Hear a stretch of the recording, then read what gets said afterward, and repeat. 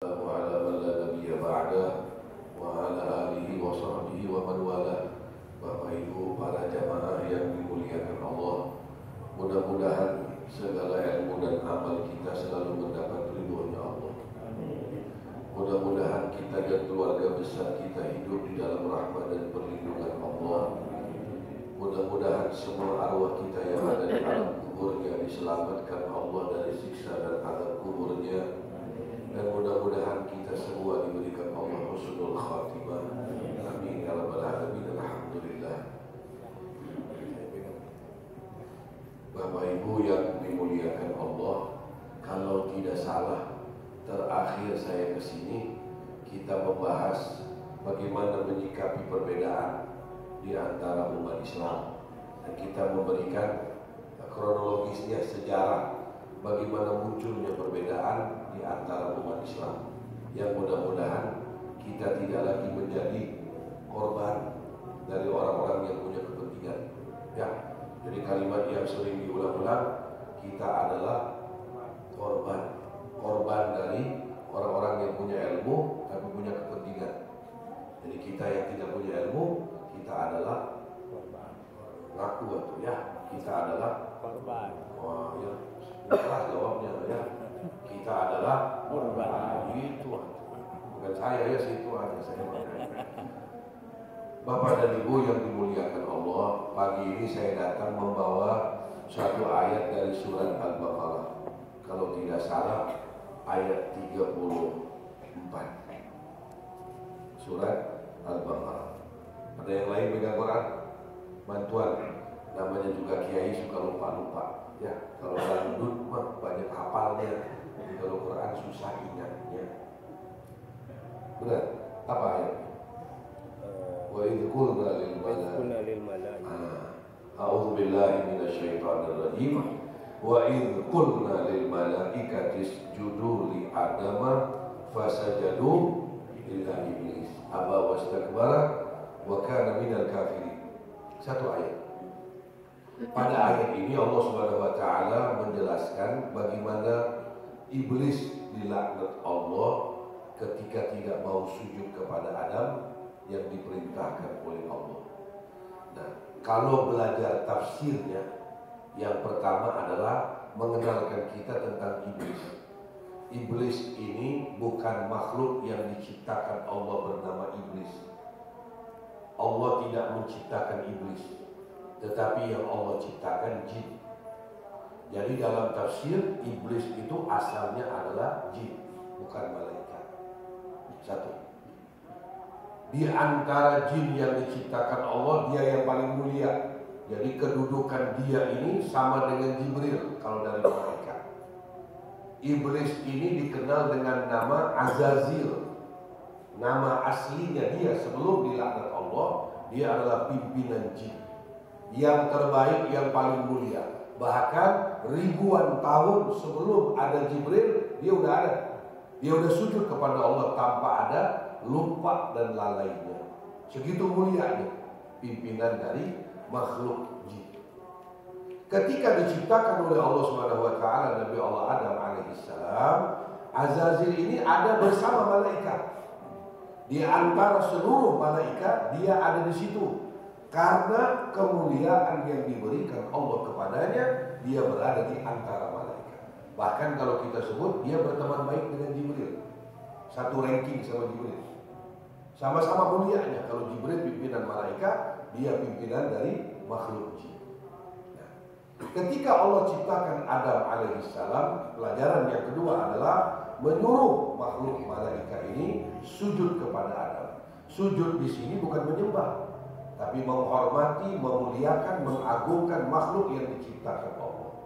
Jadi Allah perintahkan malaikat bukan menyembah kepada Adam, tetapi memberikan penghormatan, kemuliaan kepada Nabi Allah Adam alaihissalam. Ketika seluruh malaikat sujud kepada Adam, ini satu orang ini, satu makhluk ini yang bernama Azazil tidak ikutan sujud. Nah, ini pelajaran.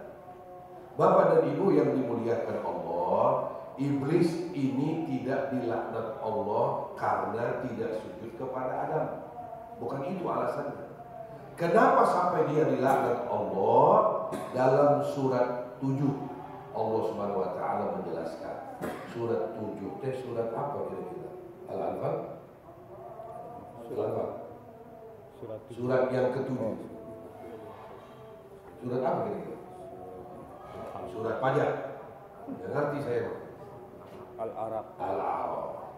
Surat 7 ini ada ayat 12. Coba, bener nggak? Yang lain ada nggak yang baca Quran? Itu biasanya yang suka teknologi canggih itu yang dari HP ada Quran. Nggak ikutan itu? Ada yang ikutan? Wah, gini dari masjid dari bawah ya. Dari tempat lain baru dibawa. Teknologi nggak dipakai ibadah ya. Dipakai dunia doang katanya. BB-nya paling lancar. Kolam mama. Itu pakai kolam. Dalam ayat 7 surat 7 surat Al-A'raf. Surat Al-A'raf Al-A'raf ayat 12. Yang bunyinya qala ma mana'aka alla tasjuda iz martu. Qala ana khairum minhu khalaqtani min narin wa khalaqtahu min tin. Terus qala fahbit minha fama yakunu laka an tatakabbara fiha fakhruj innaka minas shalihin. Satu. Ya, surat Al-Baqarah 34 dijelaskan oleh Allah dalam surat 7, surat Al-A'raf ayat 12. Ada lagi penjelasan yang lain dalam surat 78. Bingung jadinya. Surat 78. Kalau tidak salah surat 78 surat Shad. Kalau nggak salah, kalau salah mohon maaf dengan juga ya. Oh, berarti bukan 78. 77.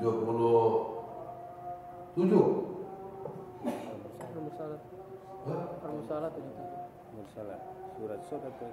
Surat Shad surat berapa? Surat Shad 73. Jadi dulu. Surat Shad 61. Shad Shad 61. Surat Shad itu. bukan Shad. Shad wal Qur'an itu dzikir. Surat berapa ya?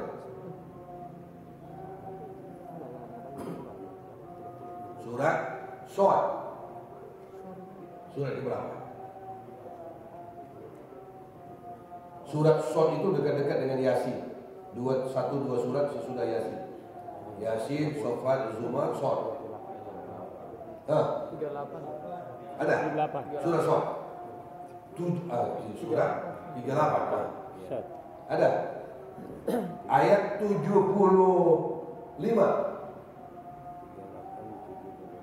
Apa ayatnya? Temu? Bisa di mobil lagi. Ada? Apa ayatnya? Qala ya iblisu. Oke, dipakai ini. Pertama surat Al-Baqarah 34 ayatnya. Allah menceritakan dalam surat 7 ayat 12. Kemudian diceritakan lagi dalam surat 38.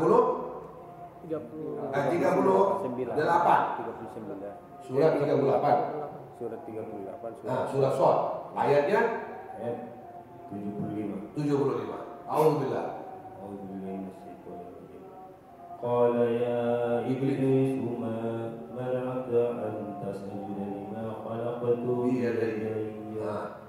Qala astakbarta am kunta minal 'alin.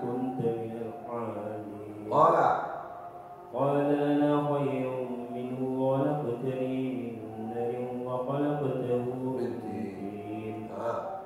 Terus qala fakhruj minha fa innaka rajim. Terus wa 'alayhi wa inna 'alayka la'nati ila yaumil. Cukup, situ aja.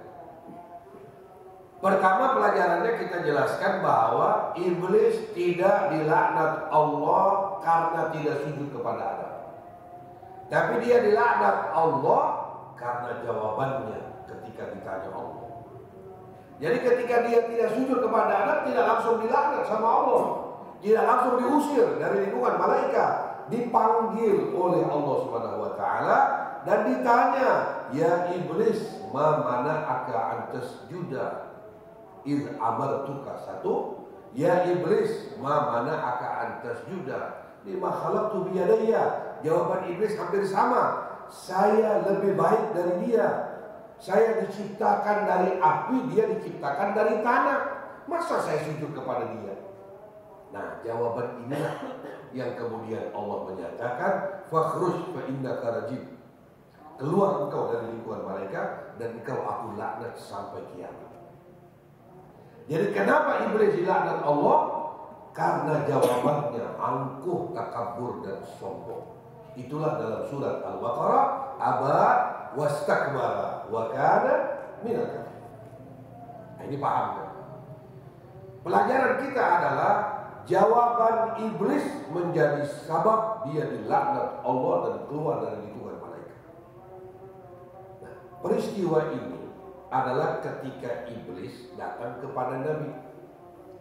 Kata iblis, "Muhammad, aku tidak terima, aku tidak rela, aku tidak ridho. Allah ciptakan aku hanya untuk menjadi contoh jelek bagi dunia. Aku sengaja diciptakan Allah untuk jadi penghuni neraka. Allah ketika menciptakan aku, Allah tuh sudah tahu nanti ketika dia ciptakan Adam, aku tidak akan sujud kepada Adam. Itu dia udah programkan." Kata iblis, "Saya ini korban ciptaan Allah. Allah sengaja ciptakan saya untuk menjadi penduduk neraka. Dan Allah sudah maha tahu. Jauh sebelum Allah ciptakan saya, Allah sudah program. Allah sudah atur dengan takdir Allah. Nanti ada iblis, dia tidak sujud kepada Adam, aku laknat dan menjadi contoh kepada alam semesta. Inilah makhluk yang dilaknat Allah." Iblis mengajukan protes di hadapan Nabi. "Saya kan makhluk, yang namanya makhluk, la haula wala quwwata illa billah. Saya nggak berhak untuk protes. Saya nggak bisa ngapa-ngapain. Allah sudah programkan saya. Allah ciptakan saya, nanti Allah ciptakan Adam, Allah gerakkan saya tidak akan sujud kepada Adam, Allah laknat saya. Jadi Allah tidak adil." Kata siapa? Kata iblis di hadapan Nabi. Kata Rasulullah begini, "Ya iblis, coba ingat-ingat, ketika engkau tidak sujud kepada Adam, engkau tidak dilaknat oleh Allah langsung. Allah tidak benci, Allah tidak laknat, Allah tidak murka, tapi Allah panggil. Allah nanya dulu. Kata Allah, iblis, kenapa tidak ikut sujud kepada Adam? Kata Nabi apa? Coba kalau jawaban iblis begini, bukankah yang diperintahkan sujud kepada Adam itu malaikat? Kan saya bukan malaikat. Jadi saya nggak ikut dong. Wa idh qulna lil malaikati. Yang aku perintahkan sujud kepada Adam itu adalah malaikat. Kan saya bukan malaikat, saya kan jin. Kalau iblis jawabnya begini, tidak akan dilaknat Allah. Nabi yang jelaskan kepada iblis, ketika Allah nanya engkau, kenapa tidak sujud kepada Adam? Apa yang kau bilang? Engkau lebih baik dari Adam. Adam diciptakan dari tanah, kau dari api, kau lebih baik. Masa kau lebih baik harus sujud kepada Adam? Jawaban engkau inilah yang membuat engkau dilaknat Allah, bukan karena tidak sujudnya. Coba kalau jawabannya, kan yang diperintahkan Allah sujud kepada Adam itu malaikat. Kan saya bukan malaikat, jadi saya gak ikutan. Karena saya pikir gak termasuk saya perintahnya. Kan diperintahkan malaikat. Itu penjelasan Nabi kepada iblis. Jawaban engkau inilah yang menjadi sebab Allah menyatakan fakhruj fa innaka rajim wa inna 'alaika la'nat ila yaumiddin. Kau keluar dari lingkungan malaikat dan aku laknat engkau sampai kiamat. Jadi kenapa iblis dilaknat Allah? Karena jawabannya yang angkuh, takabur dan sombong. Makanya di surat Al-Baqarah Allah menyatakan aba wastakbara, udah enggak nurut, sombong. Bapak dan Ibu yang dimuliakan Allah, pelajaran untuk kita adalah semua kita beribadah, beramal, melakukan kerjaan apapun dalam amal kebaikan sesuai dengan ilmunya masing-masing. Ketika kita sholat, udah pas dengan ilmu yang kita dapatkan, dengan ilmu yang kita pelajari, dengan pengetahuan yang nyampe kepada kita, itulah ibadah kita, itulah amal kita. Yakin nggak? Semua orang sholat sesuai dengan ilmu yang didapatkannya. Orang tidak sholat pun sesuai dengan alasan dia. Sebenarnya tidak ada masalah. Nggak ada masalah. Orang tidak sholat, nggak ada masalah. Orang sholat, nggak ada masalah antara dia dengan Allah. Masalahnya kapan? Ketika ada orang nanya kepada kita, kenapa ibadah kita berbeda sama orang? Kenapa amal kita tidak sama dengan amal orang lain? Ketika ada yang bertanya, hati-hatilah menjawabnya, bijaksanalah menjelaskannya, sing pinter ngejawabnya. Jangan sampai jawaban kita nanti kayak iblis akibatnya. Jawaban kita karena angkuh dan sombong dibenci Allah. Jawaban kita merasa orang lain bodoh dan salah dibenci Allah. Orang tidak sholat, urusan dia sama Allah. Tapi ketika ada orang nanya, kamu kan muslim, kenapa tidak sholat? Apa jawabannya? Masih banyak orang yang sholat hidupnya juga lipuh. Yang tidak sholat malah benghar dan kaya raya, ngapain sholat? Jawabannya nggak enak. Ada orang tidak sholat, urusan dia sama Allah. Tapi ketika orang nanya, kamu kan muslim, kenapa nggak sholat? Emang orang sholat dijamin surga? Kata siapa? Tuh, ini jawaban nggak enak nih. Udah dia nggak sholat, urusan dia sama Allah. Udah bener. Tapi ketika ada orang nanya, bijaksanalah menjawabnya, pinter-pinterlah menjelaskannya. Saudara kita bersebelahan dengan rumah kita, bikin tahlilan orang tuanya meninggal, kita nggak datang. Dan urusan kita sama Allah. Dan sesuai dengan ilmu kita yang tidak suka dengan tahlilan, nggak ada masalah. Besok ada yang nanya, Bapak kenapa tidak datang tahlilan? Untuk apa yang begitu-begituan? Itu mah sesat, nggak bener. Tuh kan jawabannya ini. Ya, amal yang kita kerjakan sudah pas dengan ilmu kita. Semua kita bakal berbeda dalam beramal, dalam beribadah. Nggak ada masalah sebenarnya. Yang masalahnya mulai adalah ketika ada orang nanya. Ada orang sholat, dia takbir, ya, dia angkat takbir Allahu Akbar, tangannya di sini. Dan urusan dia dengan ilmunya. Ada orang Allahu Akbar, tangannya di bawah pusat. Urusan dia dengan ilmunya. Ketika dia sholat subuh bareng kita, imam angkat tangan kunut, dia tidak angkat, urusan dia dengan ilmunya, nggak ada masalah. Sesuai dengan ilmu yang dia dapatkan, itulah amal dia. Yang nggak enak, ketika ada orang nanya, Bapak kenapa tidak angkat tangan subuh? Dan naonan angkat tangan di tempat dolaran. Ini jawaban yang pintar nih. Ya, ini banyak orang begitu, merasa ilmunya yang paling benar. Amal dia itu yang paling benar diterima Allah, yang lain tidak benar. Nggak enak itu jawabnya. Ya, jadi belajar dari peristiwa iblis dilaknat Allah bukan karena tidak sujud kepada Adam, tapi iblis dilaknat Allah karena jawabannya angkuh dan sombong di hadapan Allah. Makanya dia dibenci sama Allah, sama dengan kita. Ketika ibadah kita berbeda dengan orang, nggak ada masalah.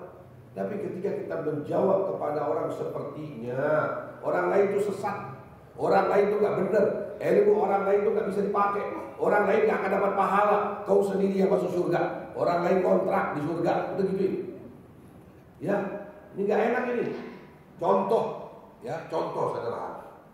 Berapa hari yang lalu orang mengucapkan selamat Natal. Ada orang di Facebook rame, di internet, orang Muslim tidak boleh mengucapkan Natal. Kenapa? Tasyabbuh bil kuffar. Bahasa Arabnya, ini kan pinter bahasa Arab nih. Tasyabbuh bil kuffar. Apa tasyabbuh? Gak tahu, saya juga gak tahu. Tasyabbuh permen berarti.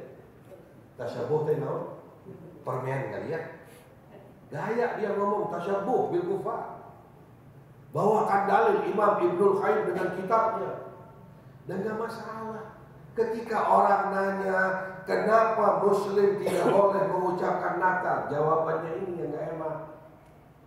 Ya, merasa dia paling benar, paling berilmu, paling lurus, paling benar berpegang kepada agama Allah, akidahnya paling selamat, orang lain dianggap tidak benar. Saya mengajukan pertanyaan, presiden kita itu Muslim, sebagai pimpinan negara dia punya rakyat yang merayakan Natal, bisa nggak sebagai presiden atas nama pemerintah mengucapkan selamat Natal kepada rakyatnya? Oh tidak boleh, kata dia. Tidak boleh kenapa? Bingung jawabnya. Jangan cuma tidak boleh doang. Ya, jadi Bapak dan Ibu perlu dimuliakan oleh Allah. Ibadah kita udah sesuai dengan ilmu kita, alhamdulillah. Kita tidak beribadah seenaknya. Kita tidak sholat ngarang-ngarang. Kita udah dapat ilmu. Dan bisa jadi ibadah kita ini berbeda dengan orang yang ada di kanan dan kiri kita. Dan tapi tidak ada masalah sebenarnya. Masalahnya bermulai ketika ada orang nanya. Ya, seorang wanita keluar dari rumahnya tidak dikerudung. Dan urusan dia sama Allah. Kalau punya suami, suaminya yang tanggung jawab, kan gitu. Tapi yang gak enak ketika ada orang nanya, kamu kan wanita Muslim, kenapa tidak dikerudung? Banyak yang dikerudung juga akhlaknya jelek. Tuh. Ngapain cuma ditutup kepalanya, hatinya tidak ditutup, mulutnya tidak ditutup. Ini jawaban gak enak nih. Ya, belajar jadi orang yang bijaksana, jadi orang yang pintar mengatur bahasa, menjelaskan kepada orang. Ketika orang bertanya, ada orang tanya pengen tahu, ada orang tanya pengen mojok-mojokin, ada orang nanya pengen nyindir, macam-macam. Makanya di dalam Al-Quran banyak ayat yang diturunkan Allah atas sebab pertanyaan-pertanyaan orang-orang Arab pada waktu itu, kaum musyrikin khususnya, datang kepada Nabi, yas'alunaka 'anil mahid, yas'alunaka 'anil syahril haram, yas'alunaka 'anil yatama, yas'alunaka 'anis sa'ah, yas'alunaka 'anil qarnain. Pertanyaan kepada Nabi. Rasulullah SAW tidak diajar oleh Allah jangan jawab, peduli urusannya Nabi yang terdahulu kok, bukan urusan saya. Enggak, turun ayat dengan sangat bijaksana Nabi menjawab. Dengan sangat bijaksana kalimat Allah aturkan bagaimana menjawab. Supaya apa? Supaya orang yang bertanya dapat penjelasan. Gaya Nabi menjawab tidak ada takabur sombong. Begitu. Ini orang Muslim hari ini ketika sudah punya ilmu, sudah punya pegangan, berbeda sama orang lain, sayapnya itu yang luar biasa. Sayap apa? Sayap angkuh dan takaburnya. Ketika orang nanya, udah orang lain mah bodoh aja, orang lain mah ibadahnya tidak sah, orang lain mah dolala, orang lain nggak punya pegangan. Imam Syafi'i nggak benar, Imam Syafi'i nggak benar. Yang paling benar siapa? Dia yang paling benar. Kenapa? Imam Syafi'i aja tidak melarang tahlilan. Ada orang bilang, di zaman Imam Syafi'i memang ada tahlil. Siapa bilang tidak ada? Di zaman Imam Syafi'i sudah ada tahlilan. Siapa bilang tidak ada? Gitu. Oh dari mana dalilnya? Cari aja sendiri. Ngapain nanya ke saya? Gituin. Ya.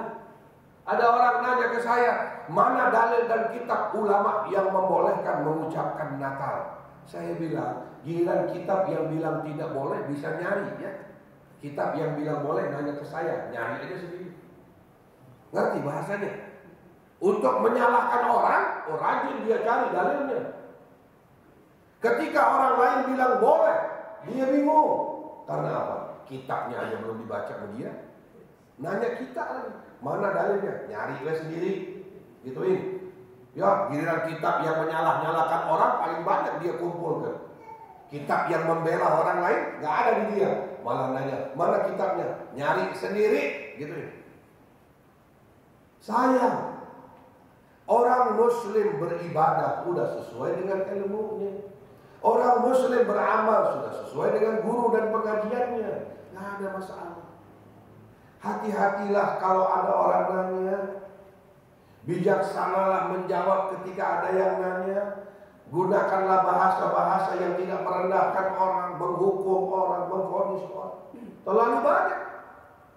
Karena merasa ilmunya yang paling benar. Orang lain udah salah aja kan. Ya. Sehingga Allah Subhanahu wa taala di dalam surat Al-Baqarah menggambarkan jangan sampai kita termasuk seperti ini. Wa idza qila lahum aminu kama amanan nas qalu anu'minu kama amanas sufaha ala innahum humus sufaha walakin la ya'lamun. Diajak, sudahlah kalau namanya amal, kita kan di masjid yang pakai kunut, udah ikutan aja kunut. Nanti kalau ada kita berada di masjid yang tidak pakai kunut, kita jangan pakai kunut. Diajar begitu. Apa dia bilang? Ngapain ikut-ikutan orang bodoh? Jadi merasa dia yang tidak pakai kunut itu yang paling benar, yang paling pinter. Jadi yang pakai kunut itu salah. Ini kan gak enak tuh jawabannya. Kata Allah, ala innahu humus sufaha. Yang bodoh itu dia sebenarnya. Jadi gak ngerasa bodoh. Orang NU pahamnya ada kunut. Pergi haji, pergi umrah, sholatnya di Makkah. Di Makkah nggak ada kunut. Aman-aman aja tuh orang NU. Kagak ada bikin spanduk demo kunut. Nggak ada tuh musim haji, musim umrah. Aman-aman aja orang NU. Karena apa? Ilmu bareng jeung akhlak. Ilmu bareng jeung akhlaknya. Ngerti? Ini yang bukan NU, tapi MU. Ya, kalau NU mah aman, kalau MU pusing. Ya, jawabannya nggak enak, nyindir-nyindir orang dengan dalilnya. Untuk apa? Orang jadi mulia dengan ilmunya, menambah ilmu, menambah mulia, sopan, bahasanya bagus, akhlaknya baik. Kan enak tuh punya ilmu. Ini mah enggak, ilmu dipakai nyerang-nyerang orang. Saya didatangin orang bilang, Pak Kiai Fadil, ada baiknya Pak Kiai jangan jadi imam. Oh kenapa? Oh karena walaupun Kiai kan Pak Fadil nggak ada jenggotnya. Rasulullah bilang tidak boleh menjadi makmum di belakang imam yang tidak ada jenggot. Oh luar biasa. Jadi yang jadi imam harus ada jenggotnya. Kalau nggak ada jenggot tidak sah. Tuh di negeri Cina banyak ulama-ulama ditakdirkan Allah nggak ada jenggot tapi hafaz Quran. Nggak boleh jadi imam kan ya? Gara-gara jenggot doang, bayangin. Jadi jenggot udah kayak wajib aja udah. Melihat orang yang nggak ada jenggot, walaupun ilmunya bagus, nggak dihargai dia. Karena apa? Katanya orang berilmu, kenapa tidak ada jenggot? Jadi jenggot kayak wajib. Ya, jadi kalau udah ada jenggot, dengan kambing apa bedanya? Sama-sama bodoh kan ya? Cuma modal jenggot doang, kan bahaya. Jawabnya nggak enak. Jadi para jamaah yang dimuliakan Allah, pelajaran kita adalah jangan sampai kita seperti iblis yang dilaknat Allah karena jawabannya mengarah kepada sombong dan takabur.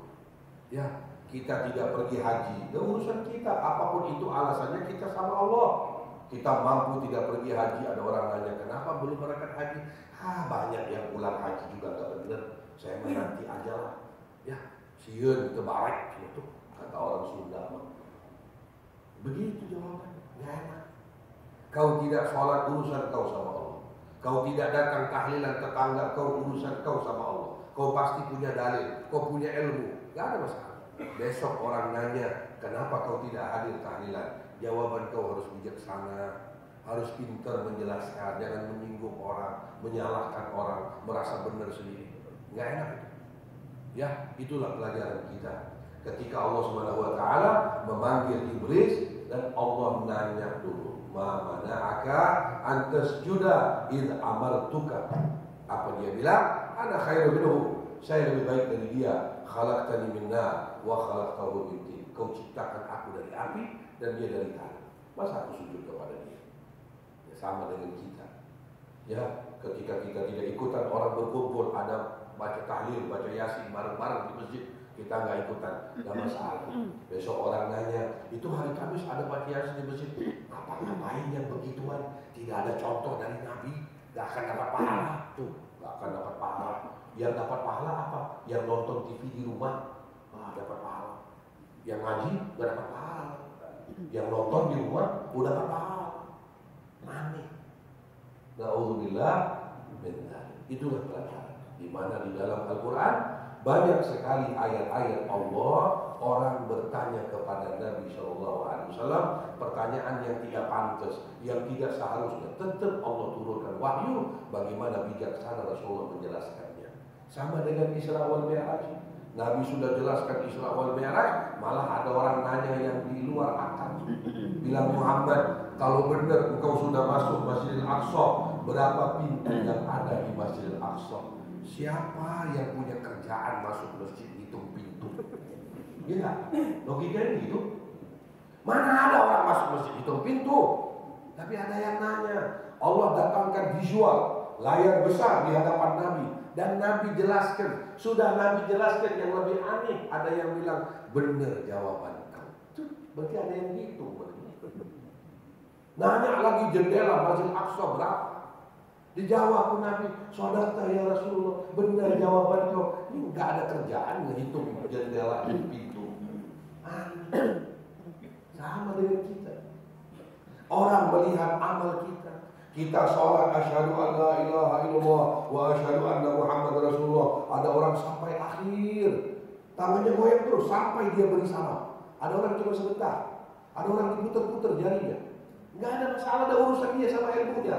Bagaimana paham dia, udah terserah biarin. Lagian ini juga enggak mengganggu. Daripada gini-gini, daripada dia sholat asyhadu an la ilaha illallah. Gini-gini aja kan. Daripada dia suka-suka jola-jola gitu. Ya, dia asyhadu an la ilaha illallah gini. Kan bikin getek orang ya. Tapi yang nggak enak besok ada yang nanya. Ya, itu Bapak sholat kenapa begini? Ini yang paling benar. Yang begitu mah nggak benar. Rasulullah tuh begini tuh jawabannya. Sepertinya dia pernah melihat langsung ya Nabi sholat begini sepertinya. Padahal kan nggak melihat. Menjawabannya nggak enak. Ya, hati-hati. Bapak dan Ibu yang dimuliakan Allah, mudah-mudahan ada barokah dan manfaatnya. Saya memang nggak ngerti panjang-panjang ngomongnya. Ya, begitu aja modal dari Bandung. Mudah-mudahan ada barokah dan manfaatnya. Sisa waktunya kita persilahkan digunakan untuk berantem. Ya, wallahu a'lam. Seperti biasa, pertanyaan dan penjelasan apapun mangga di atas. Ya. Oh jangan lupa satu pertanyaan 10.000. Maksudnya biar nggak ada yang nanya gitu. 10.000 panas kinis gitu ya. Mangga, mulai. Bebas, di luar materi juga nggak apa-apa. Ya. Bismillah. Ya.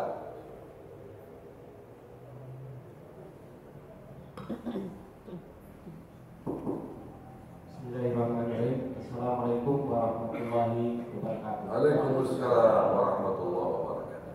Pak Ustaz, sebetulnya iblis sama malaikat itu duluan mana diciptakan oleh Allah?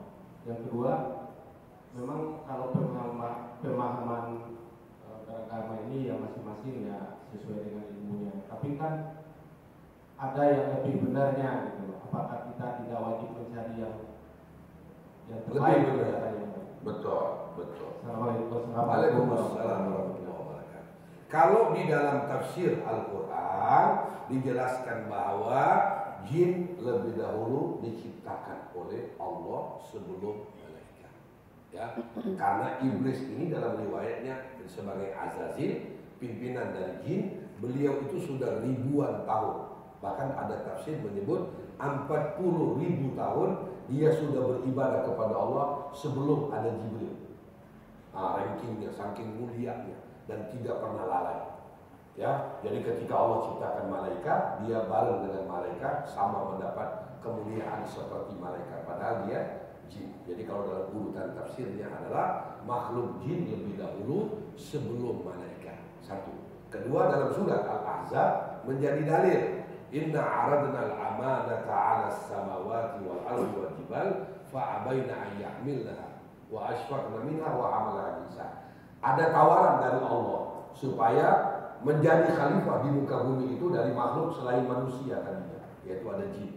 Ketika dalam surat Al-Baqarah kata malaikat, ataj'alu fiha may yufsidu fiha wa yasfiku dima. Nah, ini ada makhluk jin yang lebih dahulu diciptakan Allah sebelum malaikat dan manusia dalam tafsirnya.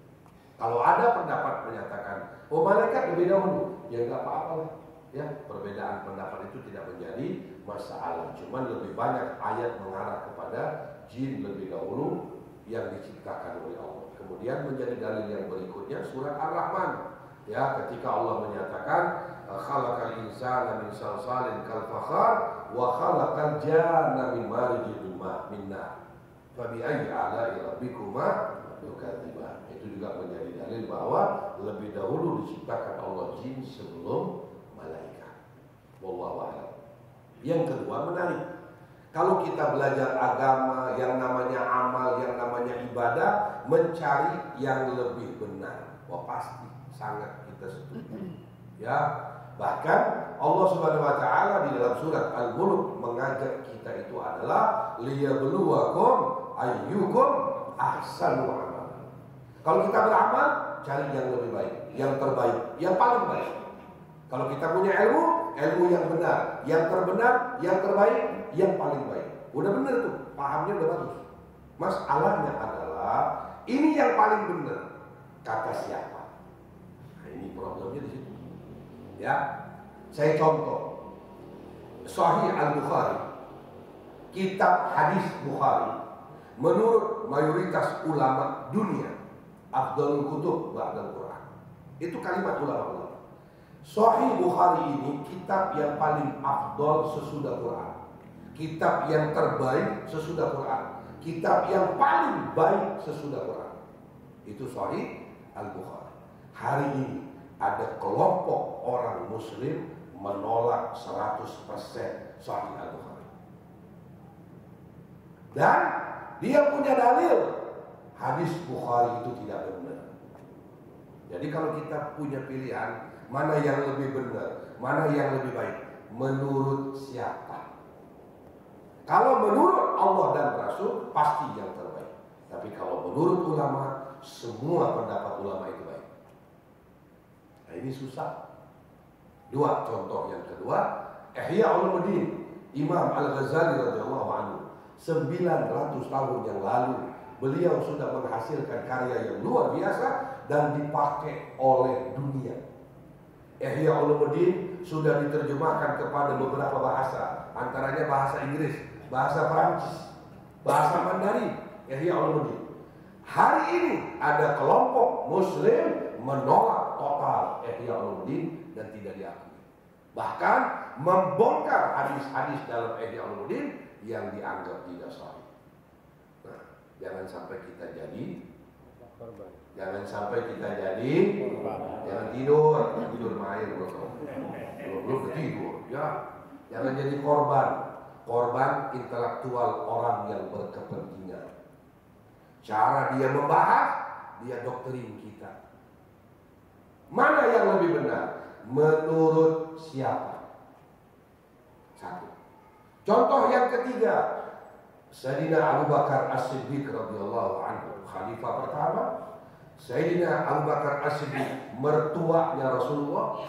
Sayyidina Abu Bakar As-Siddiq, laki-laki pertama masuk Islam. Rasulullah menyebut dia Abu Bakar As-Siddiq. Al-Quran ada ayat-ayat turun karena Sayyidina Abu Bakar. Ada ayat Nabi berada di dalam gua sebelum berhijrah ke Madinah bersama Sayyidina Abu Bakar. Hari ini ada kelompok muslim mengkafirkan Sayyidina Abu Bakar. Mana yang lebih benar? Bingung. Kan kita mencari yang paling benar. Benar nggak? Kan tadi kalimatnya kan udah benar.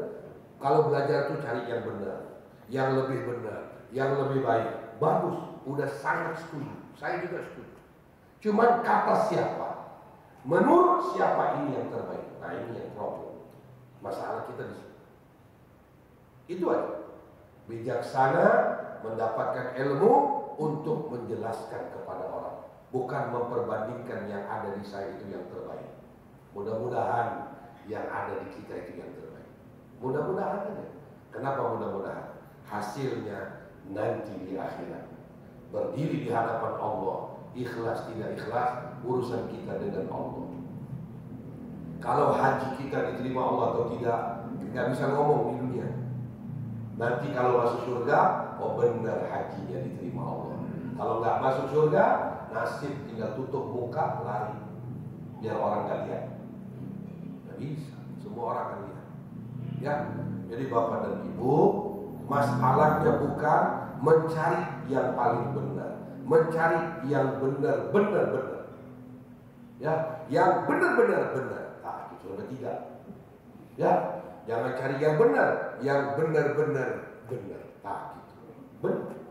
Kita mau paham kita yang benar, hadis yang terbaik, Quran yang terbaik, udah pasti Allah dan Rasul yang terbaik. Ketika kita beribadah, inilah sholat yang paling benar. Menurut siapa? Bapak dan Ibu buat pengalaman sendiri. Pergi ke Gramedia, toko-toko buku yang ada di Jakarta, ada toko buku Kuitang lah, toko buku apa aja. Masuk cari buku yang namanya Tuntunan Sholat Cara Rasulullah. Sok beli ya. Dua pengarang yang berbeda. Udah pusing. Ini yang benar yang mana? Dua-duanya benar. Satu. Jadi masalah nanti bapak dan ibu bukan mencari yang benarnya, bukan. Menurut siapa ini benar? Kata siapa ini yang paling benar? Bukhari segitu dianggap benar oleh ulama-ulama dunia. Mayoritas. Saya ngajinya aja dari awal Bukhari itu dah yang terbaik. Afdalul kutub, kitab yang paling afdal sesudah Quran. Kata ulama dunia. Harian di kelompok muslim ngaji menyalah-nyalahkan Bukhari. Sampai ada kitab yang mereka karang, mereka sebut Tashihul Bukhari, pembetulan terhadap Bukhari. So, sampai main Tashihul Bukhari, pembetulan terhadap Bukhari. Satu. Saya punya guru waktu belajar di Makkah, almarhum Al-Imam Al-Muhaddits Al-Haramain, Dr. Syekh Muhammad bin Alawi bin Abbas Al-Maliki. Seorang ulama besar, seorang doktor di bagian hadis. Sama Saudi, dia dianggap kafir. Jadi yang benar yang mana? Nggak ngerti kan? Ya, makanya seorang muslim yang benar dalam ibadah dan agamanya, seorang muslim yang bisa taat. Yang bisa taat. Pegang. Seorang anak taat kepada ibu bapaknya. Seorang istri taat kepada suaminya. Seorang makmum taat kepada imamnya. Seorang murid taat kepada gurunya. Seorang rakyat taat kepada pemimpinnya. Kalau sampai mereka salah, mereka yang tanggung jawab di hadapan Allah, bukan kita. Selesai kan? Oh, ini mah enggak. Anak tidak nurut sama ibu bapaknya. Karena apa? Ibu bapaknya mazhab MU, anaknya NU. Nah, udah. Istri tidak lagi nurut ke suaminya. Kenapa? Suaminya belajar di Al-Hakim, istrinya belajar mazhab Al-Hakim. Beda lagi. Pusing kan? Pusing. Kita jadi murid, bagaimana gurunya? Kita jadi anak, bagaimana orang tuanya? Kita jadi istri, bagaimana suami? Kita jadi makmum, bagaimana imam? Kita jadi rakyat, bagaimana pemimpin? Selesai. Mereka salah, mereka tanggung jawab di hadapan Allah, bukan kita. Imam gak benar, dosanya sama Allah, bukan sama kita. Tapi ketika makmum tidak benar ikut imam, tidak dapat pahala berjamaah. Ini yang paling benar. Jadi muslim yang paling benar, muslim yang bisa taat dalam agama dan ibadah. Taatnya ke siapa? Nah, pokoknya taat adalah, oh nggak bisa. Allah sudah atur. Taat kepada Allah dan Rasul, taat kepada ibu bapa, taat kepada guru, taat kepada pemimpin, taat kepada suami. Sudah ada ayat dan hadisnya. Taat sama kiai yang punya pesantren, nggak ada hadisnya. Taat sama yang ada jenggot dan pakai sorban, nggak ada hadisnya. Kan gitu? Taat kepada guru, walaupun guru kita nggak pakai sorban, nggak ada jenggot, dia kan guru. Taat kepada seorang ayah dan ibu, walaupun dia tidak sholat, urusan dia sama Allah, bukan sama anaknya. Kewajiban anak tetap taat sama orang tua. Oh, kita udah nggak bisa taat karena semua orang pintar. Ya, anak bisa mengalahkan dan menyalahkan orang tuanya, umat menyalahkan ulamanya, rakyat bertolak belakang dengan pemerintahnya, makmum imam dan rukuk dia tetap belum rukuk. Nah, Kata orang Bandung mah ada sholat aing dan mah aing lah. Kata orang Bandung, ya, walaupun ikut imam, nu sholat aing dan mah aing lah. Ya, imam rek rukuk mangga, ya rukuk mangga aing mah kayak lah. Soalnya mangga, kata orang Bandung mah. Ya, dalam Islam nggak bisa. Makmum wajib taat kepada imam. Makmum sedang baca Fatihah belum selesai, imam udah ruku. Kata Imam Syafi'i, tinggalkan Fatihahnya untuk ruku bersama imam. Belajar apa tuh? Belajar taat, belajar nurut. Oh, udah susah. Ada orang ngaji, Imam Syafi'i ditolak oleh dia. Apa dia bilang? Kita itu berpegang kepada Quran dan hadis. Gak usah ikut ulama-ulama yang bertentangan dengan Quran dan hadis. Jadi Imam Syafi'i termasuk yang bertentangan dengan Quran dan hadis. Boleh jadi, kata orang Bandung, meren. Ya, Imam Syafi'i itu bener, meren. Dia yang paling benar. Nah, ini yang susah. Ya, jadi ketika kita mencari yang paling benar, mencari ibadah yang benar, mencari dalil yang benar, mencari pegangan yang benar, mencari iman yang benar, kata Allah cuma modal taat. Taat kepada Allah dan Rasul, taat kepada guru, taat kepada ibu bapak, taat kepada suami, taat kepada imam. Selesai, benar sudah ibadah kita. Imam angkat tangan kuno, kita nggak angkat, nggak benar. Jangan pakai dalil, kau nggak benar. Kenapa nggak benar? Kewajiban makmum taat kepada imam. Kalau nggak mau angkat tangan bareng sama imam, jangan jadi makmum. Sholat aja sendiri. Oh, rugi dong saya. Oh, pahalanya mau, nurutnya nggak mau. Licik itu bilang, ya pahala 27 mau, angkat tangan nggak mau. Itu namanya licik. Licik itu, duitnya mau, orangnya tidak dihargai. Nggak bisa. Taat itulah yang membawa kita kepada benar. Seorang sahabat sedang sholat. Ketika dia sedang sholat, dipanggil sama Rasulullah. Ya pasti dia nggak jawab. Karena apa? Sedang sholat. Selesai dia sholat, datang kepada Nabi. Rasulullah panggil saya. Oh, kenapa tidak dijawab? Saya lagi sholat. Apa kata Nabi? Kau tidak dengar ayat Allah? Ya ayyuhalladzina amanu istajibu lillahi walil rasuli idza da'akum. Orang beriman, kalau yang manggil itu Nabi, batalin itu sholat. Seorang anak lagi sholat dipanggil sama ibu bapaknya, batalin itu sholat. Seorang istri lagi sholat dipanggil sama suaminya, batalin itu sholat. Sampai begitu ayat. Oh, kita enggak.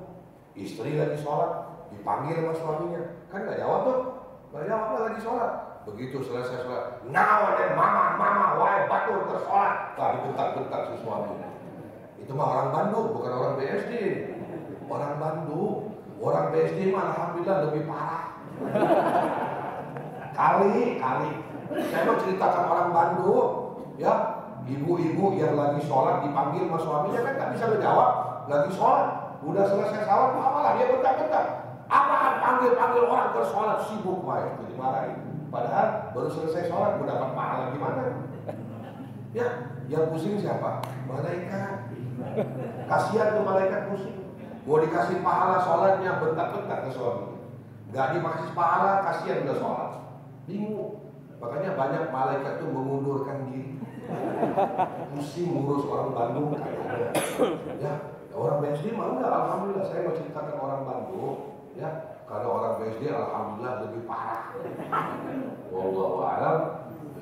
Ini gambaran. Jadi kalau kita mencari yang benar, benar itu ada di ibu bapak kita, benar itu ada di suami kita, benar itu ada di guru kita, benar itu ada di imam, benar itu ada di pemerintah.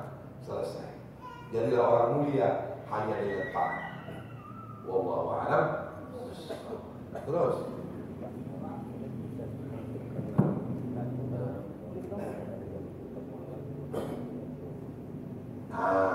Kalau ada seorang muslim masuk Islam, orang tuanya masih tetap belum Islam, ya, taat kepada ibu bapaknya tetap menjadi wajib. Jangan beranggapan saya udah muslim, saya tidak wajib taat kepada ibu bapak saya. Salah. Al-Quran, saya tidak ingat surat dan ayat berapa, Tapi Allah menjelaskan begini, wa in jahadaka an tusyrika bima laysa laka bihi ilmun fala tuti'huma. Orang tua nyuruh kita syirik kepada Allah lagi, kembali kepada syirik, kita jangan nurut. Orang tua kita menyuruh ibadah seperti dia, kita jangan nurut. Wa sahibuhuma fi dunya ma'rufa, berbakti tetap berjalan baik di dunia. Oh tetap. Islam tidak memutuskan anak dari orang tuanya. Tidak ada. Anak masuk Islam, orang tuanya tetap menjadi wajib sebagai orang tuanya.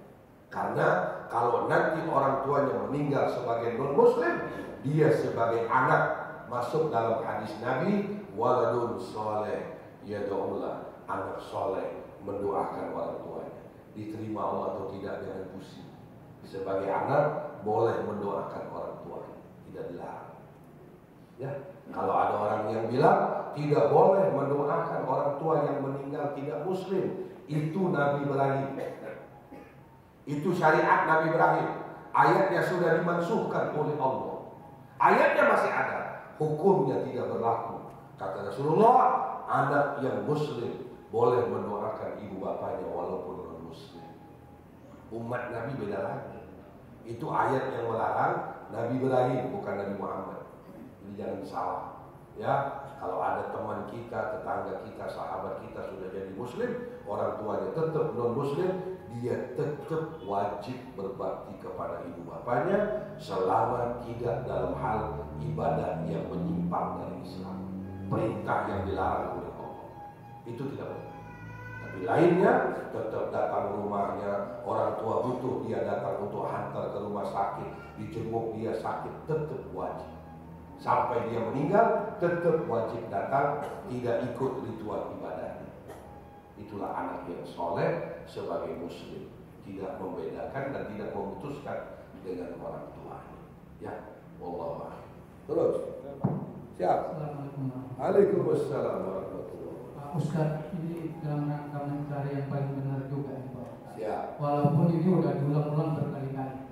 Tadi disinggung masalah ucapan Natal itu Pak Ustaz. Betul. Nah kalau kepala negara barangkali karena dia heterogen ya, punya penduduknya gitu. Betul. Tapi kalau kita bertetangga atau kita misalnya di kantor, bagaimana sebenarnya menurut Ustaz Pak gimana? Baik. Padir atau apa? Kalau dari ulamanya begini, kita bertetangga dengan non muslim. Rasulullah menyatakan hak tetangga itu 3.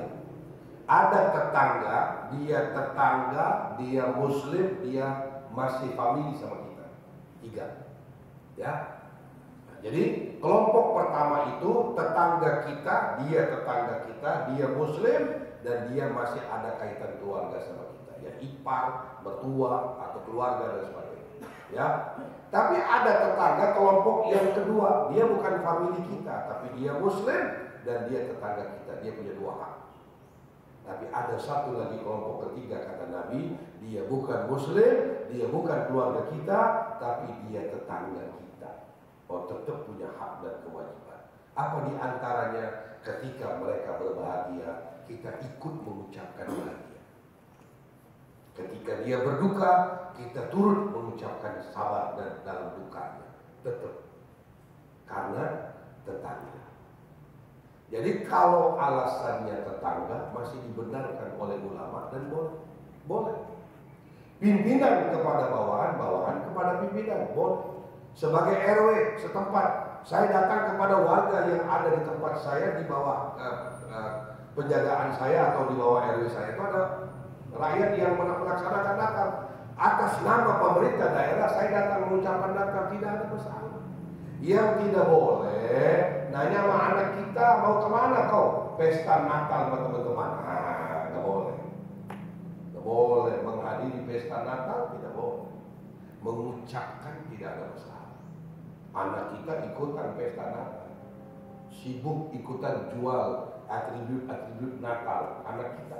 Tidak boleh. Ya, jadi dibatasi. Nah, yang keduanya kita nyari dalil nih, kira-kira yang membolehkan ucapan Natal. Kita nanya dulu, kira-kira Natal itu kaitannya dengan siapa? Nabi Allah Isa. Ya, kalau menurut kepercayaan mereka, di luar dari benar atau enggak benar, saya juga nggak mau tahu. Tapi katanya Natal itu ada kaitan dengan hari kelahiran Isa. Lahirnya atau meninggalnya? Lahir. Ya. Kalau ada kaitan dengan lahirnya Isa alaihissalam, kita sebagai Muslim jauh lebih berhak dibanding mereka. Di mana ayatnya dalam Quran? Jangan pakai hadis, pakai ayat. Kalau pakai hadis, nanti ada yang nanya, hadisnya sahih enggak? Jadi pusing ngelayanin hadisnya, suka nanya gitu, hadisnya sahih enggak? Enggak, gituin aja. Quran, surat Maryam. So, coba lihat surat Maryam. Kalau tidak salah ada ayat 23 dalam surat Maryam. Ketika Allah Subhanahu wa taala menyatakan dengan sangat jelas, kata Nabi Allah Isa, "Inni Abdullahi atani al-kitaba wa ja'alani nabiyya wa ja'alani mubarakan aina ma kuntu wa awsani bis salati waz zakati ma dumtu hayya wa barram bi walidati wa lam yaj'alni jabbaran syaqiyya wassalamu alayya yawma wulidtu wa yawma amutu wa yawma ub'atsu hayya." Surat Maryam. Udah ketemu belum? Ayat 23. Wassalamu alayya. 23 bukan salah. Bukan. Pak aja. 23 Pak aja. Ayatnya itu surat 23. Ayat 23. Apa ayatnya? Pak aja aha. Fa'aja ahal makhadu ila jiz'ina. Berarti ayat 34.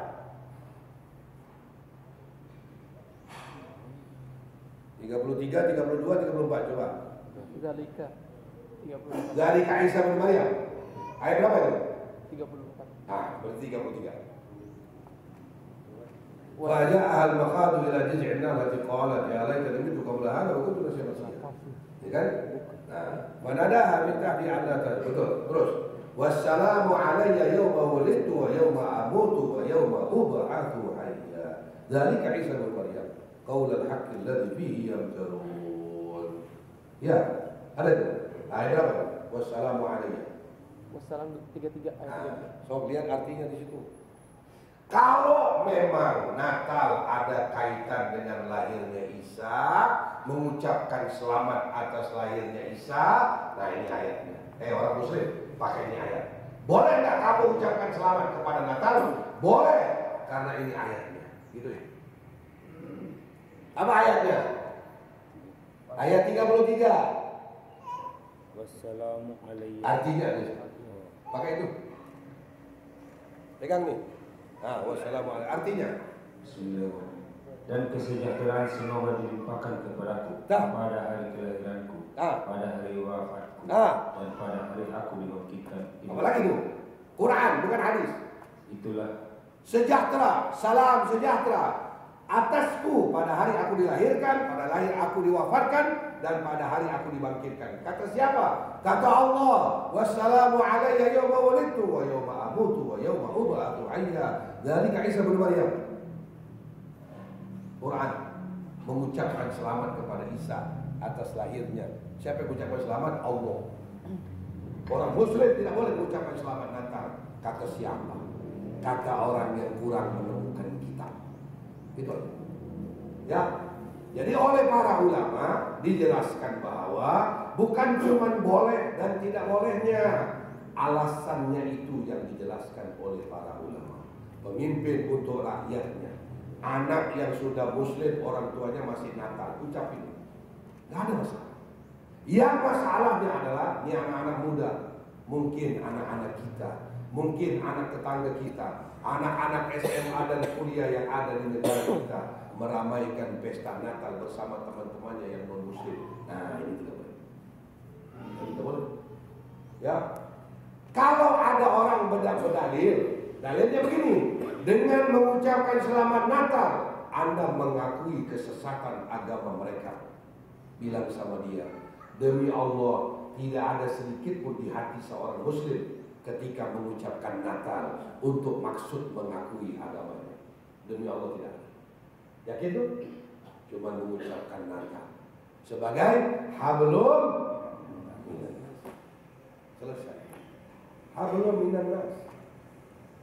Ya, baru kita bikin kesimpulan.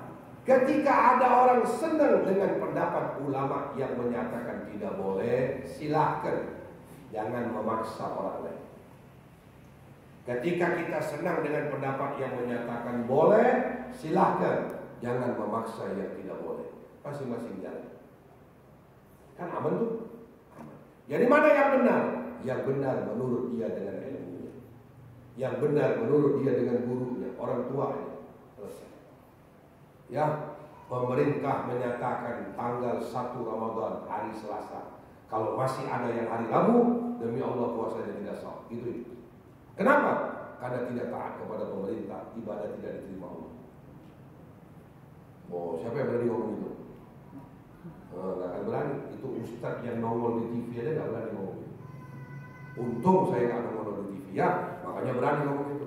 Dikasih di TV juga cici ngomong padi amplop ya, oh ya ngomongnya diatur gitu ya, dibayar sama iklan ngomongnya jadi kudu diatur. Wah pusing gitu. Padahal nggak boleh. Tidak diterima Allah, tidak sah ibadah puasanya. Ketika pemerintah bilang Selasa, ada yang Senin atau Rabu. Kita bilang demi Allah tidak sah. Gitu di masjid. Jangan takut, jangan mundur. Demi Allah tidak sah dan tidak diterima Allah puasanya. Gitu ya. Dalilnya apa? Quran. Ati Allah wa ati Rasul wa ulul amri minkum. Mau dikemanain itu ayat? Gitu ya. Nah, bulan depan Ustaz Fadil nggak diundang lagi ke Al-Hakim. Keras-keras teuing. Wallahu a'lam. Itulah resiko jadi kiai ya. Keras sedikit dibenci orang, lembut-lembut dikirain bencong. Ngaji gitu nggak ngerti saya. Wallahu a'lam. Nyari yang benar itu ada di ibu bapak kita. Tidak ada di dunia seorang ayah dan ibu sengaja menyesatkan anaknya. Tidak ada. Pegang orang tua kita. Dialah surga dan neraka kita. Cukup. Peganglah guru kita. Dialah surga dan neraka kita. Cukup. Peganglah seorang imam. Dialah yang menentukan batal tidaknya sholat kita. Selesai. Jadi orang yang mulia dengan akhlaknya. Ketika kita tidak punya guru, itu problem. Ketika kita tidak punya orang tua, itu problem. Ketika kita sholat sendiri tidak pakai imam, itu yang banyak masalahnya. Ya, karena kalau pakai imam, pahalanya 27. Lalai dan khayalnya 20, masih ada 7 sisanya. Lumayan. Benar kan? Benar kan? Benar. Ya, sholatnya 4 rakaat. Dalam 1 rakaat 5 kesalahan. 4 rakaat berapa? 20. 20 kan? Masih ada sisa 7 lumayan. Sholatnya sendiri 1 rakaat 1 salah. 4 rakaat jadi berapa salah? 4. Pahalanya 1. Bukan 3. Matematika nggak lulus tuh. Ya, sederhana kan? Sederhana. Kenapa kita disuruh sholat berjamaah? Supaya nggak punya hutang. Sholatnya 2 rakaat subuh. 1 rakaat 2 salah. 2 rakaat ini berapa salah? 4. Sholat subuh sholatnya sendiri. Pahalanya berapa? 1. Salahnya 4. Mau bayar di mana tuh? Mau cari dari mana bayarnya? Itu maksudnya. Ya, berdoa bareng-bareng nih, berdoa. Tinggal modal amin. Selesai. Berdoa sendirian. Sabari ngalamun. Itu dijawab ke Allah. Ini yang bareng-bareng tinggal modal amin. Yang tidur aja dikasih. Padahal tidur. Dasar tukang tidur ya. Amin gak mau. Tapi dapat. Dapat. Ini untungnya berjamaah itu begitu. Ya. Kata Rasulullah SAW. Tidak makan seorang dari kalian kalau sendirian, yang makan itu syaitan, bukan orang. Jadi kalau makan jangan sendirian, lihat seperti yang disiapkan. Pantesan penuh ngajinya. Asal, wallahu a'lam. Bercanda, jangan disimpan dalam hati ya. So, terus lagi. Waalaikumsalam. Kembali lagi Pak Ustaz, mungkin tadi sudah ulang karena saya mungkin masih ada sedikit pertanyaan sebenarnya. Kembali lagi supaya kita tidak kata-kata tidak jadi korban. Dalam arti tadi kan Bapak kita kan taat pada pemimpin, taat pada guru, Betul. Dan kita juga harus taati dalam arti kita istiqomah, Pak. Nah, cuman sedikit pertanyaan dari saya, memimpin yang bagaimana atau yang bagaimana yang bisa dikatakan bahwa kita ini loh memang yang memang bisa membawa kita dunia dan akhirat. Ini loh pemimpin yang memang benar membawa kita atau menuntun kita, memang menghasilkan kita bahwa ini loh yang yang memang benar. Mungkin saya tidak mengatakan bahwa kira-kira mungkin Pak Ustadz bisa ngasih gambaran atau misalnya guru yang seperti apa gitu, apa baiknya gitu. Baik. Terima kasih Pak Ustadz, supaya kita nggak salah memilih pemimpin, supaya juga nggak salah memilih pengikut, ya, panutan, ikutan, betul. Sangat setuju. Waalaikumsalam warahmatullahi wabarakatuh. Pelajarannya harus dua. Ketika kita belajar menjadi seorang imam, ternyata kita takut untuk jadi imam. Itu pelajaran gitu. Ketika kita belajar nih, kelebihan menjadi imam, keutamaan menjadi imam, untungnya jadi imam, dan sebagainya. Ternyata kita jadi orang yang takut untuk jadi imam. Kenapa demikian? Karena kalau yang salah makmum masih mending. Kalau yang salah imam, satu bahtera salah semua. Ya. Jadi pelajaran kedua. Ketika kita menjadi makmum, jangan ada pikiran imam seperti apa yang pantas menjadi imam. Gak usah. Kita belajarnya begini. Ternyata kita ikut imam pada sholat maghrib, ada seorang jadi imam, Fatihahnya tidak benar. Menurut ilmu yang kita ada ini, kita udah ngerti tajwid, kita udah belajar Quran, mendengarkan bacaan imam kita udah gak cocok. Ya, pilihan kita dua. Pilihan yang pertama, ikutin aja itu maghrib sampai selesai. Nanti isya kalau itu imam jadi imam lagi, kita jangan ikut, karena kita sudah tahu dia tidak benar. Ini fikihnya. Ya, jadi makmum kita ikut dia maghrib. Tapi kalau kita ikut dia zuhur dan asar, kan gak digatur. Mau salah berantakan seperti apa pun gak perlu, karena gak kedengaran. Ya, satu. Pilihan pertama adalah maghrib kita sudah terlanjur ikut, kita ikut sampai selesai. Nanti isya kita lihat, ternyata imam yang sama di waktu maghrib menjadi imam isya, kita nggak ikutan. Itu pilihan pertama. Pilihan yang kedua, kita tetap ikut itu imam, tetapi dengan niat munfarid. Apa arti niat munfarid? Pahala berjamaahnya kita tetap dapat, dosa imam kita nggak ikutan.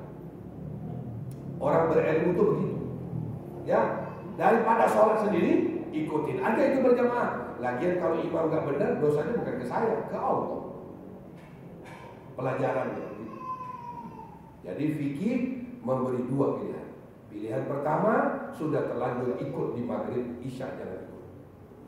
Udah, kita udah tahu. Jumatan kita ada, oh ini imam baca Fatihah nggak benar, pergi tempat lain. Atau jangan sholat Jumat, sholat dulu. Itu pilihan pertama. Pilihan kedua, tetap ikut itu imam dengan bacaannya berantakan, peduli, pura-pura nggak dengar. Di hati munfarid. Apa arti munfarid? Saya nggak ikutan dosa dengan imam yang segalanya tidak benar. Ya, saya contoh. Kalau orang baca Fatihah, bapak dan ibu, terutama bapak-bapak, berusahalah ada waktu bawa Quran, menghadap orang yang ngerti Quran, baca Fatihah aja biar benar. Biar benar aja Fatihah. Karena yang paling wajib Fatihah. Kalau udah baca surat banyak salah, nggak ada masalah. Karena baca surat sunnah. Tapi kalau Fatihah nggak benar, nggak ada kompromi. Apa di antara bahayanya? 7 ayat dalam Fatihah ada 7 nama syaitan. Bagaimana orang baca Fatihah menyebut-nyebut nama syaitan yang 7 yang ada dalam surat Al-Fatihah? Nggak ngerti posisinya di imam ya? Satu, korupsi makhraj. Tahu korupsi makhraj? Makhraj yang belum keluar pada tempatnya, huruf yang lain udah keluar di situ. Tidak boleh. Contoh ya, Orang kalau lidahnya memang nggak benar, dimaafkan. Ada orang Jawa jadi imam. Ada orang Jawa nggak sih? Takut ngambek. Contoh aja lah ya. Orang Jawa jadi imam. Bismillahirrahmanirrahim. Ijazul jilatil ardu jiljalaha wa kharajatil ardu asfalaha. Orang Jawa. Padahal idza zulzilatil ardu zilzalaha. Bukan jiljalaha. Ijazul jilatil ardu jiljalaha wa kharajatil ardu asfalaha. Padahal bunyinya idza zulzilatil ardu. Tadi maafkan karena yang di belakangnya jadi makmum lebih parah dari dia. Udah dimaafkan. Ini contoh. Kebanyakan kita confident, self confident, yakin Fatihahnya udah benar jadi imam. Padahal tidak benar. Contoh, kalau ada imam baca Fatihah, Ar-Rahmanir Rahim, Maliki Yaumiddin. Lihat di Quran, Maliki satu huruf, Yaumiddin terpisah. Kaf dengan yaw dengan ya tidak disatukan. Maliki yaw, enggak. Maliki Yaumiddin satu. Kalau bunyinya tidak putus, itu nama syaitan di situ. Kiau nama syaitan. Maliki yaw itu kan? Maliki Yaumiddin harus ada sedikit berhenti. Contoh, banyak gak imam gitu? Banyak gak kira-kira? Oh, imamnya gak ngaku.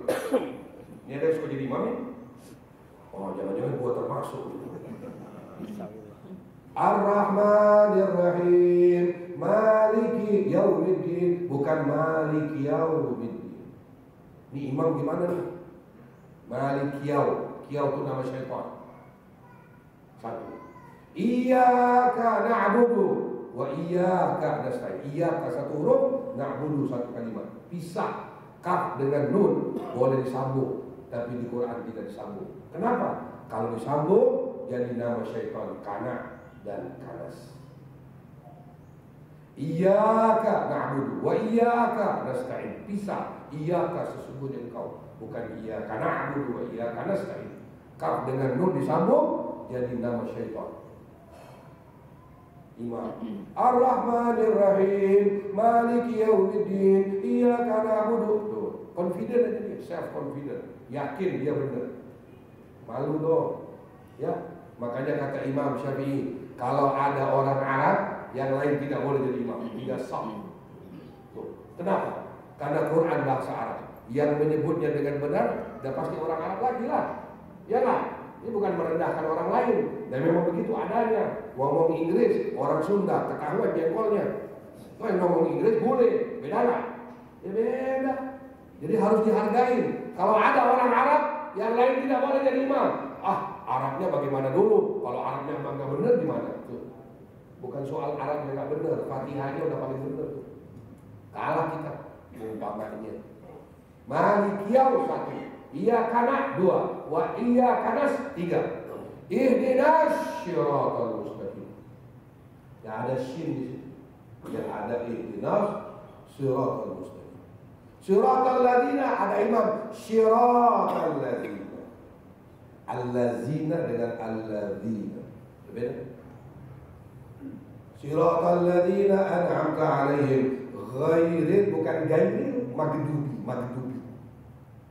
Gairil maghdubi enggak bisa, itu nama syaitan. Ghairil bukan ghairil maghdubi maksudkan. Makan mak apa? Maksudkan. Ghairil bukan ghairil maghdubi. Ghairil maghdubi. Berhenti lagi. Bisa. Jadi pelajaran kita adalah dua. Ketika kita akan mengikut seorang imam, ikutin aja itu imam. Duhur, asar gak kedengaran. Seperti apa baca dia jangan peduli. Maghrib, isya kita ada pilihan. Apa pilihan kita? Maghrib kita ikut, ternyata kedengaran salah, isya jangan ikut. Atau pilihan kedua, tetap ikut dengan niat munfarid, pahala berjemaah tetap dapat, dosa kita gak ikutan. Itu dua. Pelajaran yang berikutnya adalah kita belajar sebagai seorang makmum. Yang namanya makmum kita pengen pahalanya, bukan menilai imam. Udah kita mau orang bodoh, kita melangkahkan kaki dari rumah ke masjid untuk apa? Untuk berjamaah. Imam nggak bener, akhlaknya jelek, bukan urusan kita lah. Kita mau pengen dapat pahala 27 aja, udah selesai. Billahi ta'ala, Allahu Akbar. Udah. Kita tidak melangkahkan kaki dari rumah untuk mendengarkan imam benar atau tidak. Bukan gitu kan? Bukan.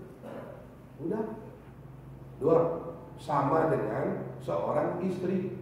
Dia dengar, saya wajib taat kepada suami. Ya, suami saya bagaimana dulu dong? Masa saya nurut suami saya nggak benar? Yang suruh nikah sama jantan nggak benar siapa? Gituin aja tuh. Ya, wah suami saya nggak benar. Engkau suruh nikah sama laki-laki nggak benar, siapa yang nyuruh? Oh karena cinta, makan untuk cinta, ada benar. Udah nikah, udah punya anak, baru tahu suaminya nggak benar, udah salah sendiri. Kalau ada seorang istri akan ikut suaminya dengan keberatan merasakan bahwa suaminya nggak benar, suaminya nggak sholat, suaminya orang yang subuh nggak bangun, ibadahnya nggak benar, masa saya nurut ke suami saya? Apa jawaban Allah? Surat At-Tahrim. Kasih aja semua orang perempuan, istri bapak, kasih ini ayat surat At-Tahrim. Apa dalam surat At-Tahrim? Dari mulai ayat 9, 10, 11 dan 12. Di situ Allah menyatakan, hei ibu-ibu, pulang ke rumah kaji ini ayat. Pulang ke rumah hafalkan ini ayat. Jadi istri yang benar. Nah, nanti baru berikutnya. Ya, pelajaran kedua adalah suami yang wajib ditaati. Apa kata Allah? Daraballahu mathalan lilladzina amanu imra'ata fir'aun. Contoh istri yang baik, contoh wanita yang beriman, contoh istri solihah, istri Fir'aun. Istri siapa? Fir'aun. Jadi istri wajib taat kepada suami. Tidak ada pertanyaan suami seperti apa, suami saya bagaimana dulu. Nah, ini Quran. Istrinya Fir'aun masuk surga. Fir'aunnya kemana? Masuk neraka, mati dilaknat Allah, mati kafir. Fir'aun. Istrinya kok bisa masuk surga? Karena taat kepada suaminya. Nah, istri Fir'aun. Tinggal ibu-ibu yang di belakang pulang, lihat aja suami ibu sama Fir'aun mendingan siapa. Udah gitu aja ya. Kalau sama Fir'aun mending Fir'aun, jangan diturutin yang ada di rumah. Ya, Pak maaf ya, saya tidak bisa taat ke Papa. Kenapa? Papa lebih parah dari Fir'aun. Ini Qurannya kasih contoh Fir'aun. Hai wanita-wanita Islam, Allah kasih contoh nggak tanggung-tanggung. Istri Fir'aun masuk surga dengan sebab taat kepada suaminya. Suaminya seperti apa? Kafir, ngaku Tuhan, mati dilaknat Allah. Suami ibu sama Fir'aun, insya Allah lebih baik suami. Oh langsung amin. Takut tidak dari aku kali ya. Oh langsung amin, mudah-mudahan. Nah ini contoh. Contoh yang ketiganya adalah seorang anak taat kepada ibu bapaknya. Apa kata Allah? Wa qadha rabbuka alla ta'budu illa iyyahu wa bil walidayni ihsana, dalam surat Al-Isra. Surat Luqman, wa bil walidayni birra wa bil walidayni ihsana. Dua. Ya. Kalau yang namanya taat kepada ibu bapak, tadi ayatnya saya jelaskan. Kalau orang tua menyuruh kita menyembah berhala, tidak boleh nurut. Dia menyembah berhala, urusan dia sama Allah.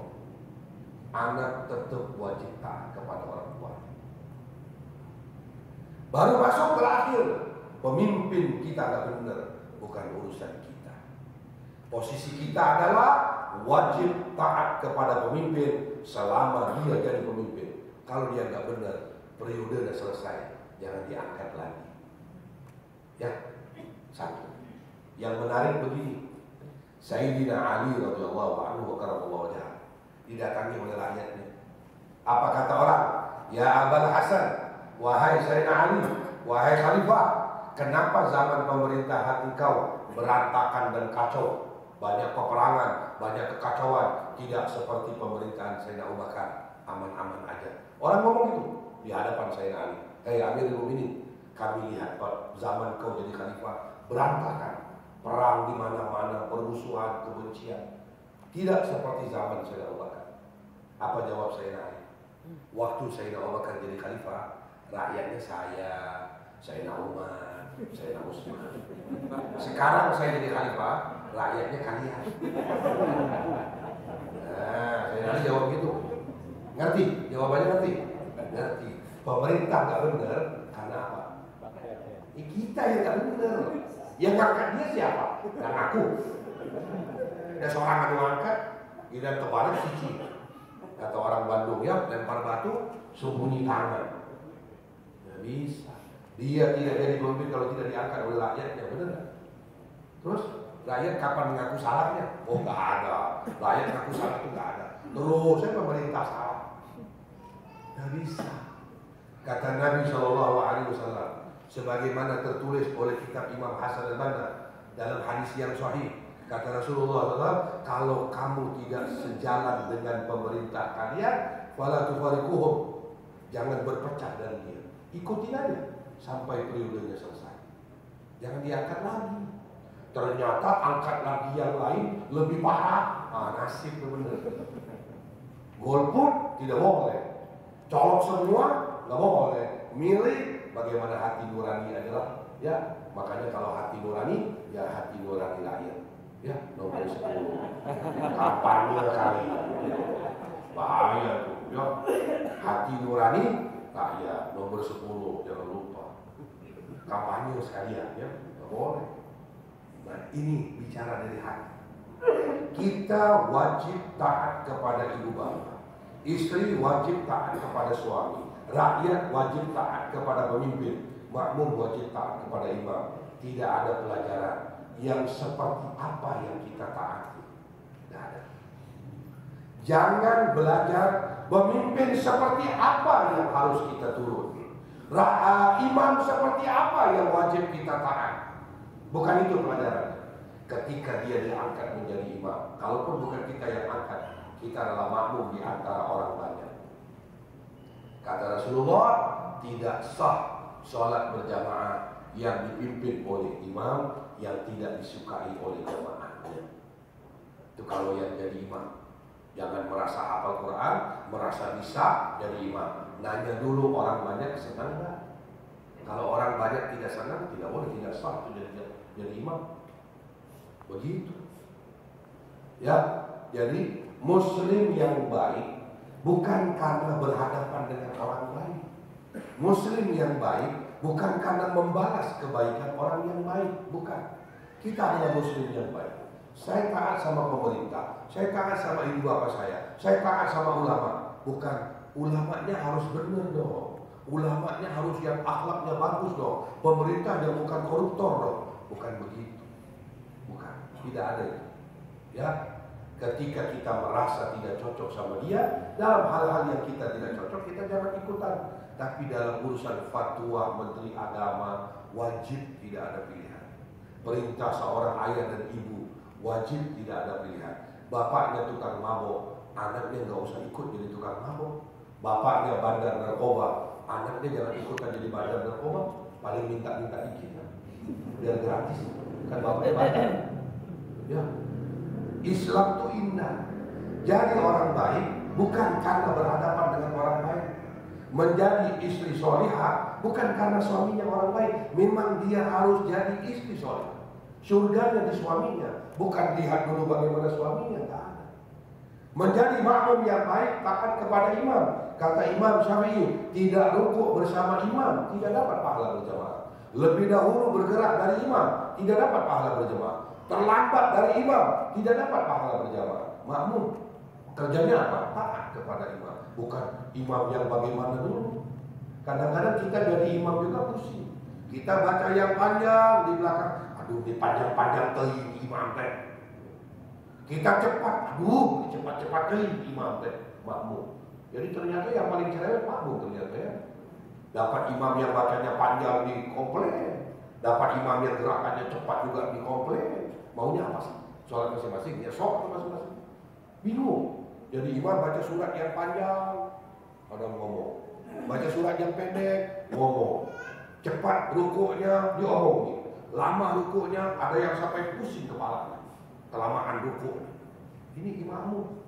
Nah, ya, jadi dari mulai menjadi makmum taat kepada imam, menjadi anak taat kepada orang tua, menjadi istri taat kepada suami, menjadi murid taat kepada guru, menjadi rakyat taat kepada pemimpin. Tidak ada pelajaran seperti apa orang yang mau kita taati. Tapi pelajarannya adalah jadilah orang yang pantas untuk ditaati. Jadilah orang yang pantas untuk menjadi panutan. Jadilah orang yang pantas untuk dimuliakan. Jadi kita yang belajar. Bukan kita menilai, oh lu siapa dulu? Kok gua disuruh ngikut sama lu aja gak bener. Gak bisa. Ya, ketika ada pemerintah salah dalam fatwanya, urusan mereka dengan Allah bukan dengan rakyatnya. Ketika rakyat tidak turut kepada pemerintah, jawabannya kepada Allah tidak sah ibadah. Itu yang lebih baik. Ya, jadi Islam itu sudah indah, mulia dan sempurna. Kita tidak disuruh menilai orang lain, tapi kita berkewajiban seperti apapun dia orangnya, kita tetap berakhlak mulia terhadap orang yang harus kita muliakan. Wallahu a'lam bishawab. Terakhir, ya, ibu-ibu mau nanya, jangan nanya tambah marah nanti saya. Diam-diam aja ya. Mana Pak? Assalamualaikum warahmatullahi wabarakatuh. Waalaikumsalam. Terkait dengan pertanyaan tadi ya, tulang masalah ucapan Natal. Kami pernah dengar begini. Jadi kata ustaznya mengatakan bahwa yang namanya Natal versi Nasrani itu kan mengakui bahwa lahirnya Tuhan Yesus. Tuhan Yesus. Jadi bukannya Nabi Isa tapi Tuhan. Betul. Isa sebagai Tuhan.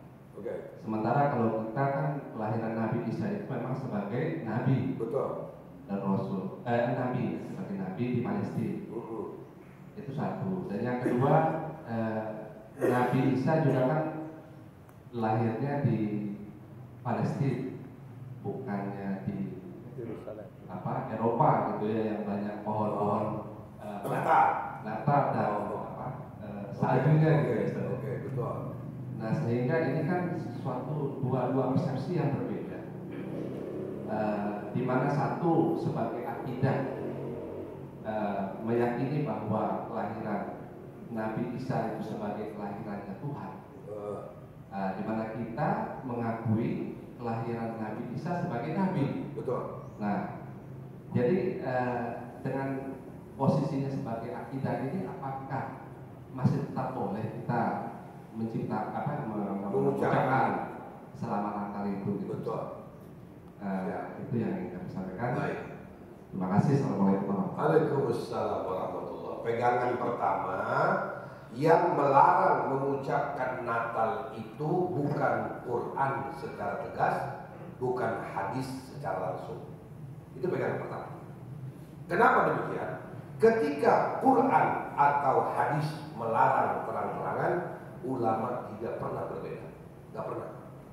Ini yang dilarang oleh Quran, babi itu haram. Yang bilang babi haram, Quran. Ulama tidak ada yang berbeda. Nggak ada kompromi. Judi itu haram. Yang bilang judi itu haram, Quran. Ulama seluruh dunia tidak ada yang berbeda. Ketika tidak ada nas qat'i yang sharah kalau bahasa Arabnya, yang langsung dari Quran atau hadis tidak ada, ulama pasti berbeda pendapat. Itu pegangan pertama.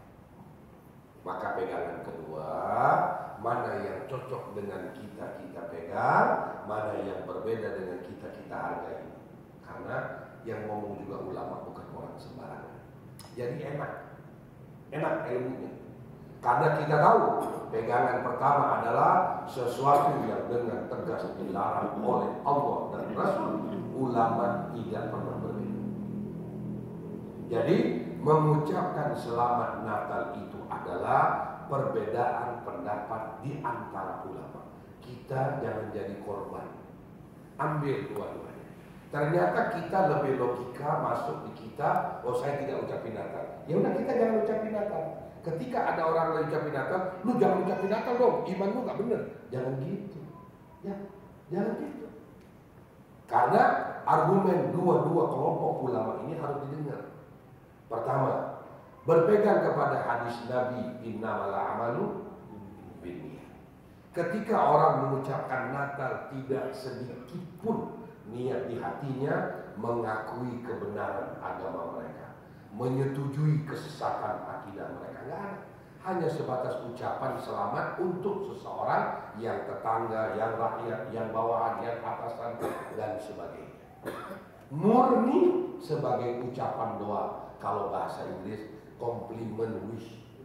Nggak ada maksud dalam hati dan akidah. Ulama yang membolehkan. Satu.